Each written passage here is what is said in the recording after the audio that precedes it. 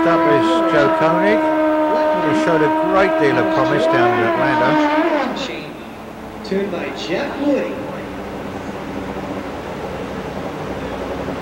Joe really stepping up his performance. Joe settling the clutch down. Last month at the That's the whole purpose of doing that dummy launch. Really found something. They've been doing some testing near the Chicago area. Joe's crew trying to make sure that everything, but everything, is as good as possible. Getting all the help from his crew, Jeff Woody out there.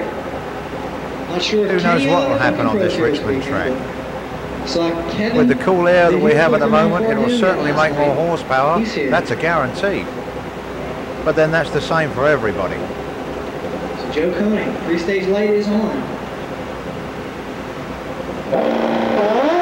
Joe gets a super launch. Looks like it will be a really good one. Joe Koenig has just laid down the fastest Pro Stock pass in history. Wow, what a pass. Let's take a look at that in slow motion. Just check out how smooth this is.